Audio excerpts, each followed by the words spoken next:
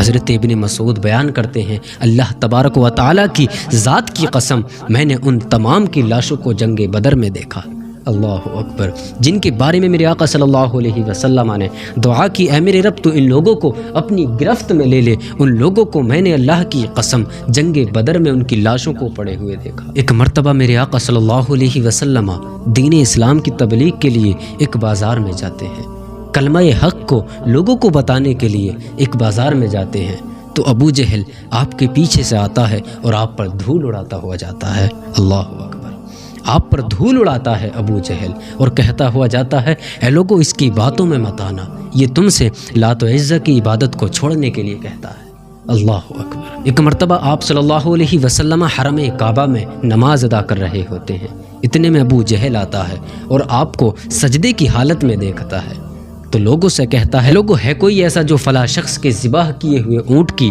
اوجڑیاں لائے اور ان کے کاندھوں پر رکھ دے، اللہ اکبر۔ اتنے میں ایک کافر آتا ہے اور کہتا ہے ہاں میں کرتا ہوں اس کام کو، اللہ اکبر۔ وہ کافر اوجڑیاں لاتا ہے اور آپ صلی اللہ علیہ وسلم سجدے کی حالت میں ہوتے ہیں اور آپ کے کاندھوں پر وہ اوجڑیاں ڈال دیتا ہے۔ جب وہ کافر آپ صلی اللہ علیہ وسلم پر اوجڑیاں ڈال دیتا ہے تو کافر آپ کے اوپر اوجڑیاں ڈلتی ہوئی دیکھ کر ہنسنے لگتے ہیں، ٹھٹے مار کر ہنستے ہیں، ایک دوسرے پر گرنے لگتے ہیں، لوٹ پوٹ ہو جاتے ہیں، اللہ اکبر۔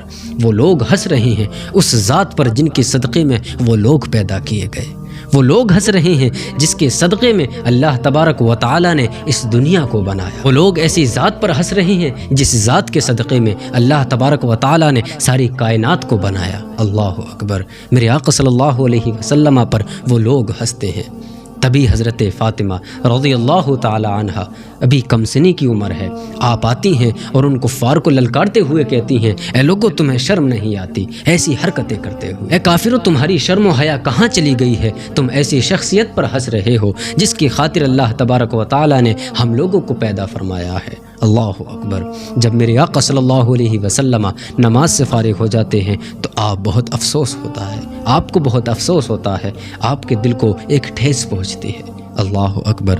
اللہ تبارک و تعالیٰ کی بارگاہ میں میرے آقا صلی اللہ علیہ وسلم عرض کرتے ہیں اے میرے رب تو انہیں اپنی گرفت میں لے لے، اللہ اکبر۔ میرے آقا صلی اللہ علیہ وسلم اللہ تبارک و تعالیٰ کی بارگاہ میں عرض کرتے ہیں اے میرے رب تو ان کافروں کو اپنی گرفت میں لے لے۔ حضرت ابن مسعود بیان کرتے ہیں اللہ تبارک و تعالیٰ کی ذات کی قسم میں نے ان تمام کی لاشوں کو جنگ بدر میں دیکھا، اللہ اکبر، جن کے بارے میں میرے آقا صلی اللہ علیہ وسلم نے دعا کی اے میرے رب تو ان لوگوں کو اپنی گرفت میں لے لے، ان لوگوں کو میں نے اللہ کی قسم جنگ بدر میں ان کی لاشوں کو پڑے ہوئے دیکھا۔ جنگ بدر کے میدان میں ان لوگوں کی لاشوں کو نہایت ہی ذلت کے ساتھ ایک گڑھے میں پھینک دیا جاتا ہے، اللہ اکبر۔ میرے آقا صلی اللہ علیہ وسلم کی ذات پر قربان جائیے، اتنی مشکلات سہنے کے باوجود میرے آقا نے کبھی دین کی تبلیغ نہ چھوڑی، ہم لوگوں تک دین کو پہنچایا۔ اے لوگوں ہم لوگوں کو چاہیے کہ اس دین اسلام کی ہم لوگ حفاظت کریں۔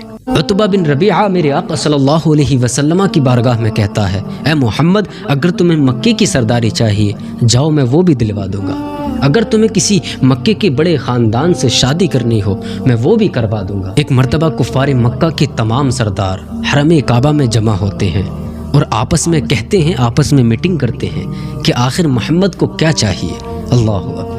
محمد پر ہم لوگوں نے طرح طرح کے ظلم کیے، ہم لوگوں نے کوئی کسر باقی نہ چھوڑی ان پر ظلم کرنے میں، ہم لوگوں نے ان کے پر اوجڑیاں ڈالی، ہم لوگوں نے ان کو راستے میں تکلیفیں دی، راستوں میں ان کے لیے کانٹے بچھائے، ہم نے محمد کو گالیاں تک دلوائیں، اللہ اکبر۔ ہم نے ان کے پیچھے کچھ ایسے لوگ لگا دیے جو ہر وقت ان پر ظلم کرتے تھے، لیکن آخر اتنی تکلیفیں سہنے کے باوجود محمد کو چاہیے کیا، اللہ اکبر۔ لوگوں آخر محمد کو چاہیے کیا؟ چلو ان سے پوچھا جاتا ہے کیا محمد اس مکے کی سرداری لینا چاہتے ہیں؟ چلو ان سے پوچھتے ہیں۔ سب لوگ آپس میں میٹنگ کرتے ہیں اور عتبہ بن ربیعہ کو میرے آقا صلی اللہ علیہ وسلم کی طرف روانہ کرتے ہیں، جاؤ اور پوچھ کے آؤ کہ آخر محمد کو کیا چاہیے، اللہ اکبر۔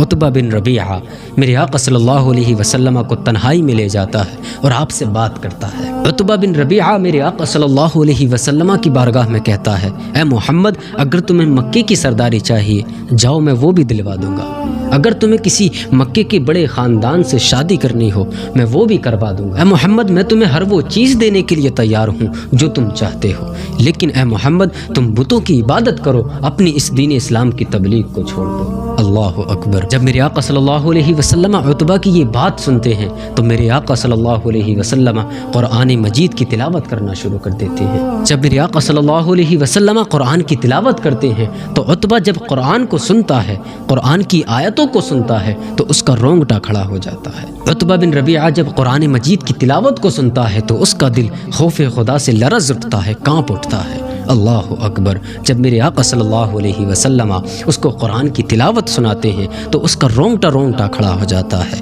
اور آپ سے کہتا ہے اے محمد بس کیجئے، رہنے دیجئے۔ اللہ اکبر۔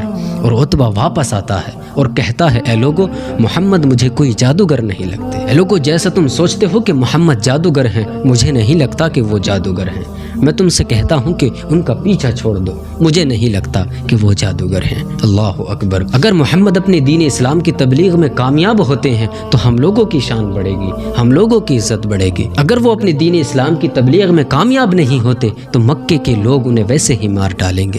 اللہ اکبر۔ کفار مکہ میرے آقا صلی اللہ علیہ وسلم سے کہتے ہیں اے محمد اگر تمہیں مکی کی سرداری چاہیے تو ہم تمہیں وہ بھی دیں گے، اگر تمہیں کسی بڑے خاندان سے شادی کرنی ہو ہم وہ بھی کروا دیں گے، اگر تمہیں مال و دولت چاہیے ہم تمہیں وہ بھی دے دیں گے۔ لیکن اے لوگوں میرے آقا صلی اللہ علیہ وسلم کی ذات پر قربان جائیں۔ میرے آقا ارشاد فرماتے ہیں اے لوگوں اللہ وحدہ لا شریک ہے، اس کا کوئی شریک نہیں، اسی کی عبادت ہے، اسی کے لیے عبادت ہے۔ تم لوگوں کو چاہیے جس کی میں عبادت کرتا ہوں اس کی تم بھی عبادت کرو۔